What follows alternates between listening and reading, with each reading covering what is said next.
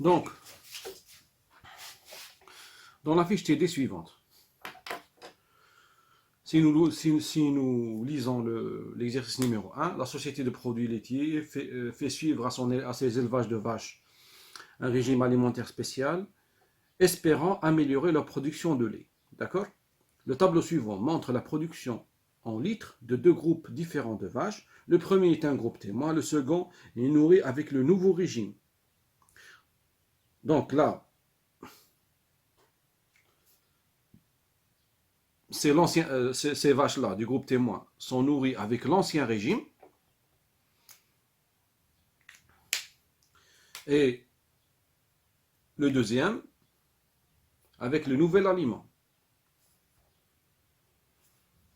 Et on a la production journalière. Donc la première vache a produit 12 litres par jour, 18 litres, 14, 13, 20, etc., etc., etc.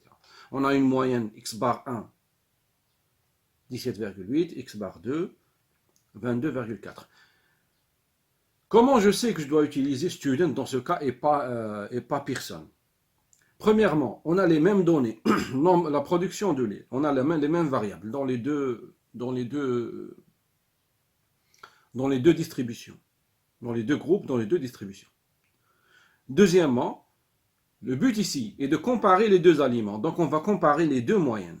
Le but de student, c'est de comparer les moyennes. Le but de Pearson, c'est de voir est-ce qu'il y a une relation entre les deux distributions. Et généralement, le test Pearson, les deux distributions ont des variables différentes. Âge avec paye, comme on l'a vu dans le cours. Âge avec la paye. Donc c'est deux variables différentes. Ici, c'est les mêmes variables et le but, c'est comparer les deux moyennes. Comment on va faire? Donc, quelle est la valeur des variances? On calcule les variances. Vérifier à l'aide d'un test statistique. Quel est le test qu'on doit utiliser? Le test student, bien sûr. Donner les détails des étapes. D'accord? Et donner chaque formule de l'indicateur. Si je vous donne ce test en examen, vous me donnez les formules seulement. Les formules sont celles-ci. T est égal x bar 1, la moyenne 1, moins la moyenne 2, sur SE. SE est égal la racine de sigma 1 au carré sur N1 plus sigma 2 au carré sur N2. Et sigma au carré est égal 1 sur N multiplié par l'ensemble des xi moins x. Donc, les formules que vous devez apprendre ici, citées si vous faites un student, c'est T est égal x bar 1 moins x bar 2 sur SE. SE est égal la racine de sigma 1 au carré sur N1 plus sigma 2 au carré sur N2. Sigma au carré qui est la variance, et sigma au carré est égal 1 sur N, l'ensemble des xi moins x bar au carré.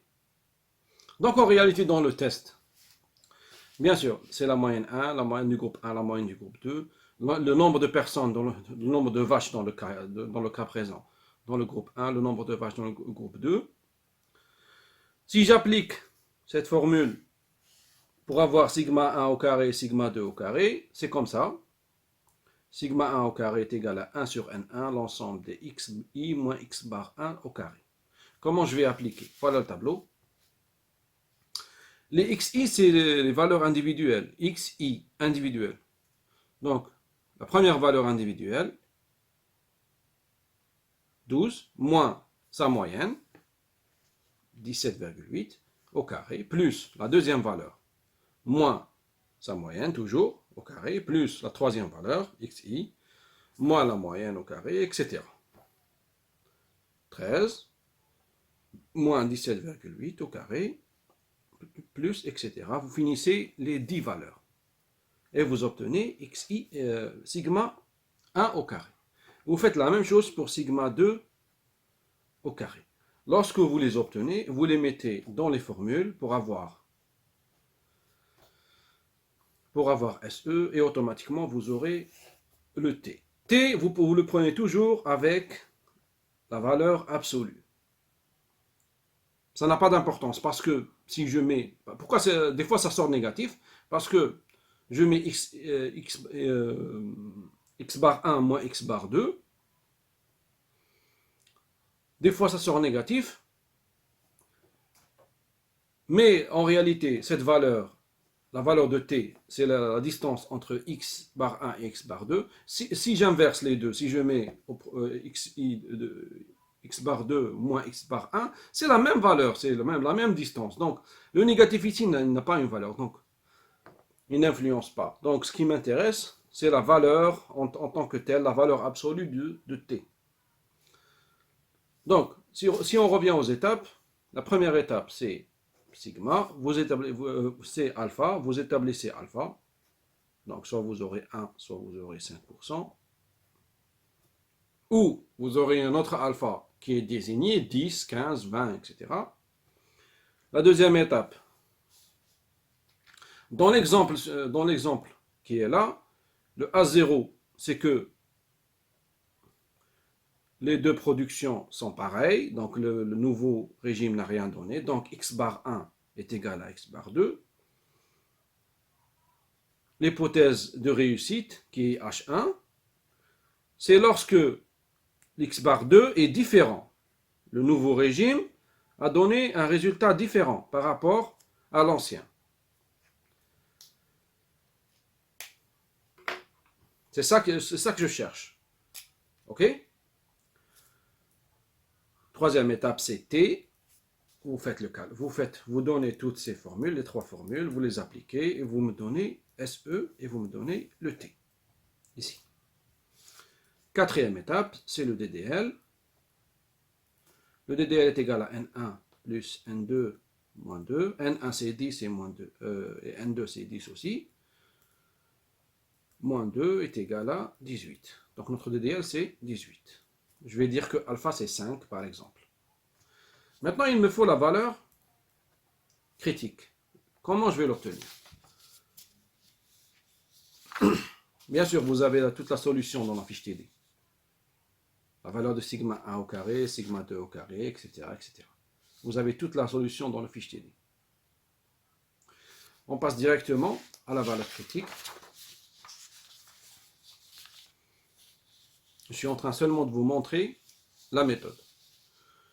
Pour la valeur critique, nous avons deux distributions. Ne vous trompez pas, c'est deux distributions. Donc j'utilise celle-là. Ce n'est pas celle-là. Une distribution, ça ne m'intéresse pas. Ce n'est pas le cas en biologie.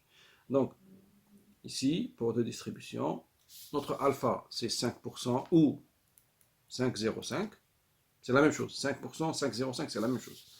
Donc ici, j'ai 20% qui est 0,2, 10%, 0,1, 0,05, c'est 5%. Donc ma colonne, c'est celle-là. C'est cette colonne. D'accord?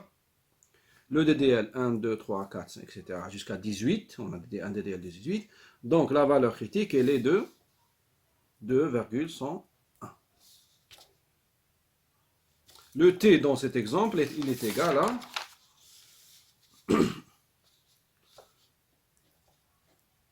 1,48. 6. Conclusion. Comment faire une conclusion? On a dit, on va faire un récap avant de dire le donc. Avec alpha est égal à 5%, est égal à 0,05. Nous avons obtenu un T qui est égal à 1,48. Donc, la valeur critique elle est plus grande, 2,1. Inférieure à la valeur critique qui est de 2,101. Donc, on a dit que lorsque l'indicateur T est inférieur ou égal à la valeur critique, là il est inférieur, c'est le cas. La variabilité, elle est petite. Il n'y a pas beaucoup de variabilité. Elle n'a pas dépassé la valeur critique. Elle n'a pas dépassé la valeur critique. Donc, c'est toujours alpha. C'est l'erreur. On a trouvé des valeurs différentes de x bar 1, x bar 2, 17,8, 22,4. Mais en réalité, c'est seulement une erreur de mesure. En réalité, les deux sont égales. Donc, lorsque c'est inférieur, ça veut dire que les deux moyennes sont égales. Si je reviens aux hypothèses, l'égalité, je la trouve dans A0. Donc, ça n'a pas réussi. Qu'est-ce que je vais faire? Donc, le nouveau régime n'a pas amélioré la production des vaches.